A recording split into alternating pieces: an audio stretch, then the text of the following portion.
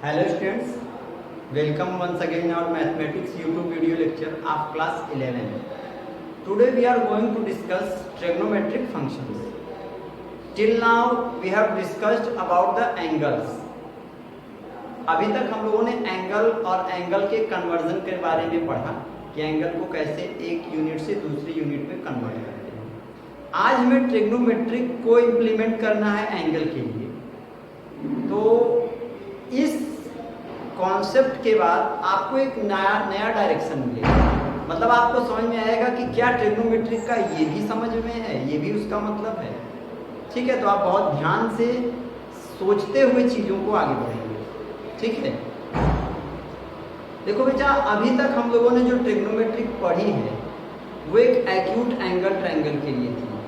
मतलब कि sine theta जब निकालते थे तो थीटा की वैल्यू 0 से 90 के बीच में होती थी, 0 से बड़ी और 90 से छोटी। मतलब कि जो ट्रिग्नोमेट्री हम लोगों ने पढ़ी है वो एक्यूट एंगल ट्रायंगल के लिए पढ़ी है। अब इस क्लास 11th में हमें जो ट्रिग्नोमेट्रिक पढ़नी है वो ऑब्ट्यूज एंगल या उससे भी और बड़े एंगल, स्ट्रेट एंगल या रिफ्लेक्स एंगल या कंप्लीट एंगल के लिए पढ़नी है, या हो सकता है और उससे भी ज़्यादा के लिए पढ़नी है। तो इसको आप ध्यान से समझेंगे। ठीक है, देखो बेटा, पहले हमने एक सर्कल लिया है, एक सर्कल से ही एंगल बनता है। तो पहले एक हमने सर्कल ले लिया है और वो सर्कल जो है वो यूनिट रेडियस का है, मतलब इसकी आर की वैल्यू जो है वो यूनिट है, मतलब 1 सेंटीमीटर है।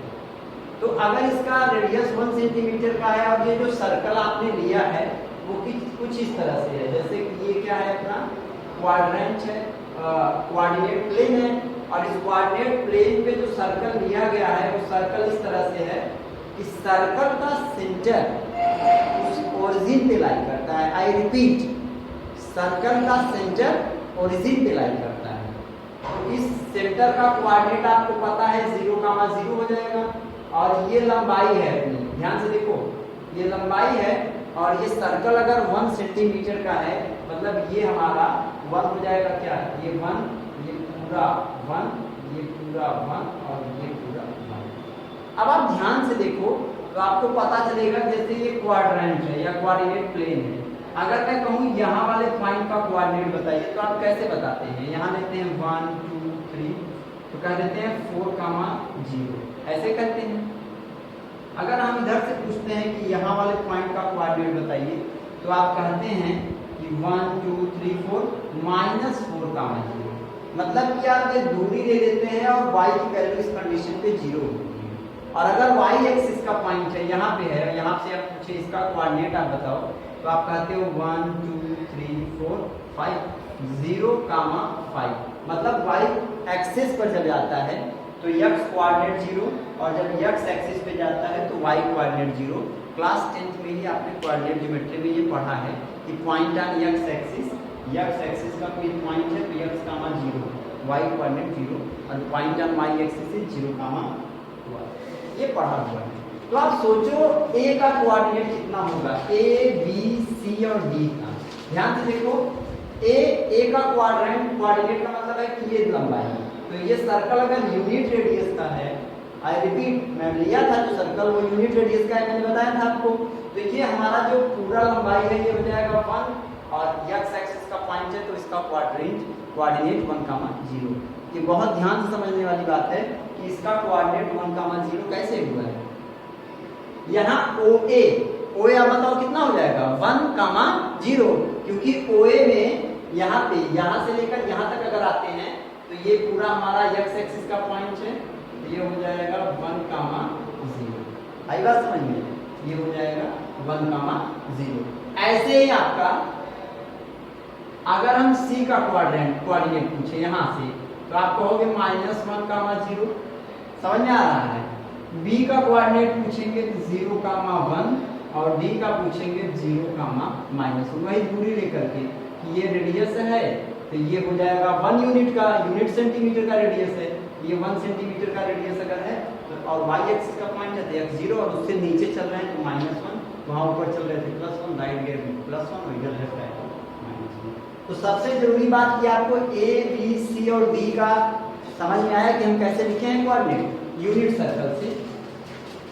यहाँ पे हम लिख भी दे रहे हैं, late us consider a circle let us consider a circle of unit radius whose center lies on origin, whose center lies on origin of coordinate। तो ए बी सी डी का कोऑर्डिनेट आपको मिल गया। अच्छा मान लेते हैं कि जैसे ये हमारा क्या है, सर्कल है, और ये इस तरह से सर्कल है, किसका सेंटर ओरिजिन पर है, और इस पे सर्कल पे कहीं कोई पॉइंट है, कहीं भी आप पॉइंट ले लो, यहाँ यहाँ यहाँ चाहे यहाँ, मान लेते हैं यहाँ कोई पॉइंट है और इस पॉइंट का कोऑर्डिनेट ए कामा बी है। पॉइंट का कोऑर्डिनेट कितना है, तो ए कामा बी की वैल्यू आप बता सकते हो क्या, ए कितना होगा, ये वाला वैल्यू ए होता है और ये बी होता है। जैसे पॉइंट अगर आप कहते 3,5 है तो आप यहाँ पे 3 चलते हो, ऊपर 5 जाते हो, तो ये हो जाएगा ए और ये बी, तो ये हो गया ए और ये हो गया बी। तब जब इसका कोऑर्डिनेट ए कामा बी हो तो ए और ये बी, मतलब कि ओ ए पूरा 1 है और ओ एम ए है और एम पी बी है। कहिए तो आपको हम लिख दें, तो लिख दे रहे हैं as shown in figure, let us consider a point P, यहाँ ये भी लिख दो, लेट अस कंसीडर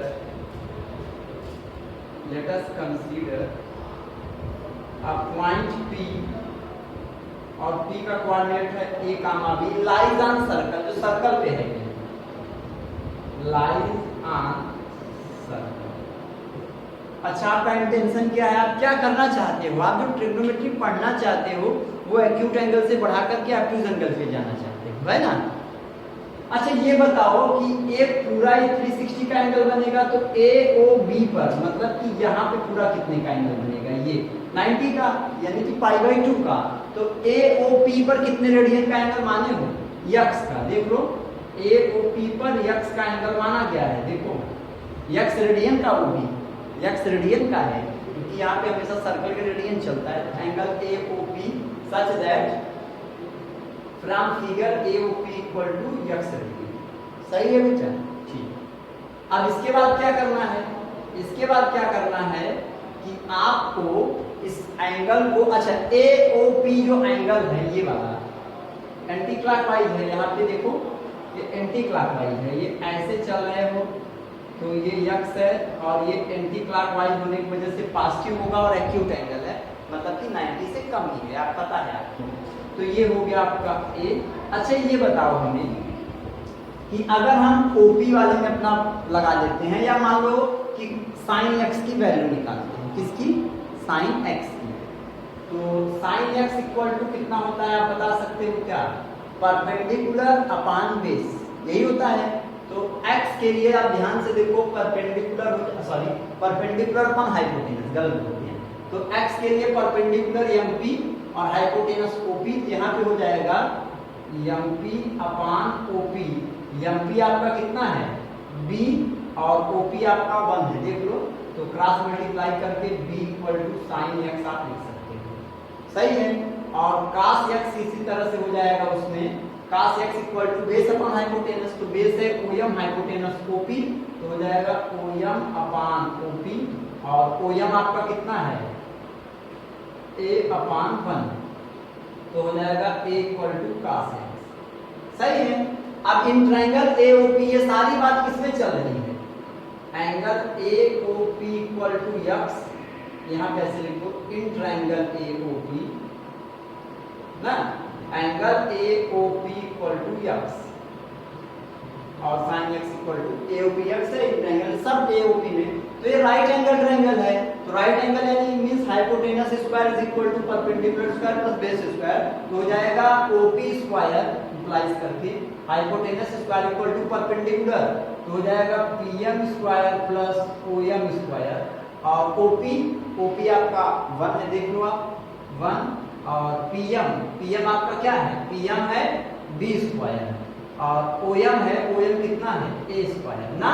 अच्छा B की वैल्यू आप निकाले हो, या B equal to sin x, तो यहाँ B की जगह रख दो, तो 1 equal to sin square x plus A हो जाएगा cos स्क्वायर x। अभी आइडेंटिटी आ गई, sine square x plus cos square equal to 1। ये आइडेंटिटी आपने पढ़ी थी कि नहीं क्लास 10 में? देखिए कितना बढ़िया इंप्लीमेंट है इसका सर्कल के लिए ट्रिग्नोमेट्री का। तो यक्स, लेकिन यक्स अभी तक एक्यूट एंगल है, देख लो यक्स आपका एक्यूट एंगल है। आ रही बात समझ में नहीं? तो यक्स आपका एक्यूट एंगल है और ये आइडेंटिटी आपकी डिराइव हो चुकी है कि sine square x plus cos square x equal to 1। ये आइडेंटिटी आपको पहले भी मिली हुई थी।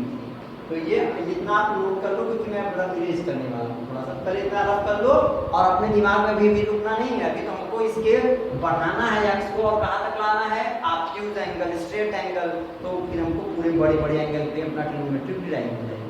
ठीक है बेटा, तो पहले राइट कर लो इतना।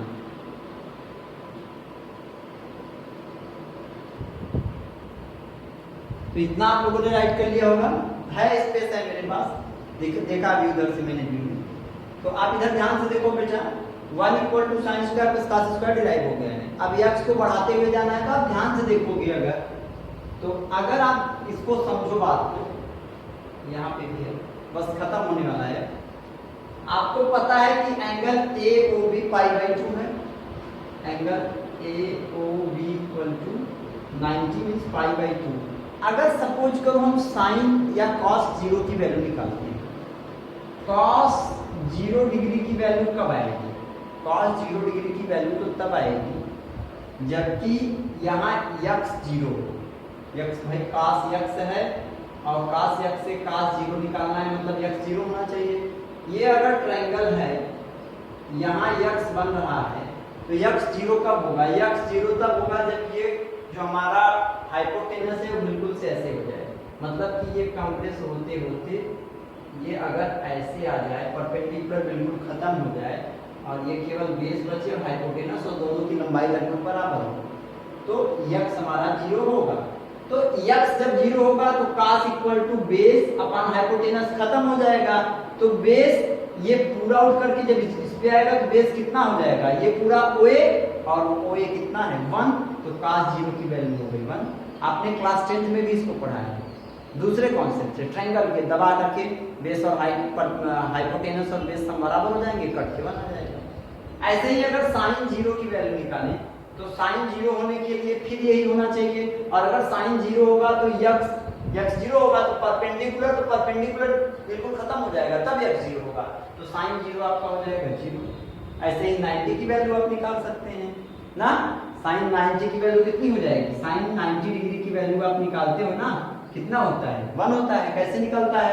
यक्स 90 कब होगा? यक्स 90 तो तब होगा जब ये पूरा इधर स्ट्रेट हो जाए, खुल जाए, तो ये पूरा 90 बनने लगेगा, तो परपेंडिकुलर पूरा ये बन जाएगा, हाइपोटेनस भी वही, तो कट के बना जाएगा, जितना परपेंडिकुलर उतना हाइपोटेनस। ऐसे ही अगर cos 90 की वैल्यू निकालोगे तो cos 90 की वैल्यू आ जाएगी 0। हालांकि ये टॉपिक आपने क्लास 10th में भी पढ़ा हुआ है, बस दूसरे कॉन्सेप्ट से। अभी तक एक्यूट एंगल के लिए ही हम चल रहे हैं। अब आप इमेजिन करो, थोड़ा सा ध्यान से समझना कि हमारा जो यक्स है वो 180 हो गया है। आई रिपीट, यक्स कितना है? 180। तो यक्स 180 होने का मतलब है यहाँ से यहाँ तक ये ट्रायंगल पूरा खुल गया है एंगल, यहाँ से लेकर यहाँ तक, फिगर रफ कर दे रहा हूँ थोड़ा, यहाँ से यहाँ तक तो हो जाएगा मान लो cos 180। तो cos 180 अगर लेते हैं तो आप सोचो कि cos 180 पे क्या हो जाएगा? ये पूरा हो जाएगा। बोलो समझ में आ रही बात नहीं हमारी? cos 180 x पे कब बनेगा? जब ये पूरा यहाँ से यहाँ तक आ जाए, तो cos 180 आपका कितना हो जाएगा? -1, यही ना? तो क्योंकि ये पूरा एंगल इधर से लेने लगेंगे तो बेस हो जाएगा -1, देख रहे हो आप, ये पूरा -1, तो cos 180 हो जाएगा -1। ठीक, और अगर हम sin 180 लेते हैं, sin 180, क्योंकि cos में बेस चलता है, 180 का मतलब है कि ये पूरा यहाँ तक हो गया, तो ये पूरा बेस कितना हो जाएगा? -1 का, ये -1 हो जाएगी वैल्यू, देखो इधर। और sin 180 अगर लेते हैं तो sin 180 के लिए परपेंडिकुलर, तो एक परपेंडिकुलर तो बिल्कुल खत्म हो जाएगा, तो sin 180 कितना हो जाएगा? 0। तो sin 180 की वैल्यू 0। अरे देखो ट्रिग्नोमेट्री दूसरे के लिए भी डिराइव हो गई, मतलब कि अगर हम इस एंगल को बढ़ाते जा रहे हैं, देखो ध्यान से, 180 के लिए डिराइव किया था, अभी 270 के लिए डिराइव कर सकते हो कि नहीं? बिल्कुल, क्योंकि यहाँ से यहाँ तक अगर आप आओ तो 270 हो जाएगा। फिर यहाँ से यहाँ तक जाओगे तो 360, और फिर यहाँ से फिर अगर आगे बढ़ने लगे तो आई थिंक फिर वही मान रिपीट होने लगेगा, फिर वही वैल्यू आएगी। देखो यही ट्रायंगल है आपका, ये ट्रायंगल बना हुआ है आपका ना बेटा। ये कितना था, 90 से कम था तक पढ़ा, 90 के लिए पढ़ा, 180 के लिए पढ़ा, 270, 360 तक तो डिफरेंट मान मिलेंगे हर क्वाड्रेंट में अलग, लेकिन 360 से ज्यादा होने का मतलब है कि फिर वो आगे बढ़ना उसी पर। तो देखो फिर वही वैल्यू रिपीट करने लगी थी क्या। इसीलिए अगर साइन 360 प्लस कुछ भी हो तो वो हो जाता है साइन ही वही वैल्यू फिर ना, क्योंकि 360 से ज्यादा होने पर फिर वो उसी तरह से रिएक्ट करने लगेगा। तो एक कॉमन फार्मूला बना दिया गया कि अगर sign 2n pi plus x है, 360 का मतलब 2 पाई, और ये चाहे जितनी बार दो, एक चक्कर करे, 2 चक्कर, 3 चक्कर, अगर पूरा चक्कर करने के बाद वहीं पहुंचेगा फिर वैल्यू, यानी n चाहे जितना हो जाए 1 2 3, वो वैल्यू हमारी फिर उसी वैल्यू के लिए आएगी where n belongs to z।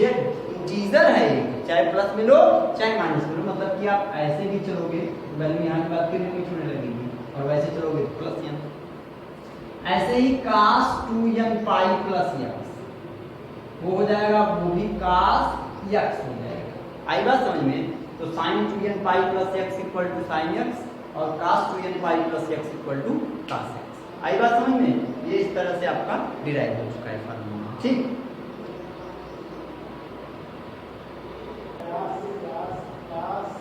ऐसे ही सेम रिजल्ट बेटा साइन कॉस के साथ साथ tan cos x से cot का भी निकाल सकते हैं उसी के रेशियो से। तो वो तो हम आपको आगे पढ़ाएंगे ही कि क्या कैसे होता है, ठीक है। एक रूल है ASTC जिसमें इन सब चीज़ों को समझने की जरूरत नहीं पड़ती, वो शॉर्टकट फार्मूला है, उसको बताने के बाद आप किसी को भी कन्वर्ट कर सकते हैं, चेंज कर सकते हैं जानने के बाद, तो वो हम आपको अलग से पढ़ा देंगे। लेकिन आप बेसिक मेथड ये जानते रहिए कि जो ASTC रूल बनाया गया है वो इसी को लेकर के बनाया गया है। और ठीक यहाँ पे देखो पेज नंबर 57 पे हम लोग पहुंचे हैं, उसमें एक टेबल बना के दिया है 0, 30, 45, 60, 90, 180, 270 और 360 की वैल्यूज दी गई हैं। तो वो वैल्यूज जो लिखी गई है इसी तरह से लिखी गई है, इसी को एनालाइज करके लिखा गया है। आई बात समझ में। तो हम लोगों ने पढ़ लिया कि जो एंगल होता है वो एक्यूट से अगर ऑब्ट्यूज हो जाए तब कैसे वैल्यू चेंज होती है, और अगर 360 के बाद कुछ मिले तो फिर से वो पहले क्वाड्रेंट में आ जाता है। ये first, second, third, fourth 4 quadrant हैं, फिर फर्स्ट में आ जाएगा अगर 360 से ज़्यादा होगा तो आई थिंक ये आपका कंप्लीट हो गया और आपको समझ में भी आ गया। तो आप इसको रिवाइज करके और समझ के रखिए। अपने नेक्स्ट टॉपिक में हम लोग साइन का पढ़ेंगे कि अगर साइन माइनस थीटा हो या कॉस माइनस थीटा हो या tan माइनस थीटा हो तो कैसे वैल्यूज दी जाती है, ठीक। वो बहुत सरल है, वो नेक्स्ट वीडियो में डिस्कस करेंगे, लेकिन आप ये समझ लीजिए, ठीक। Okay, thank you student.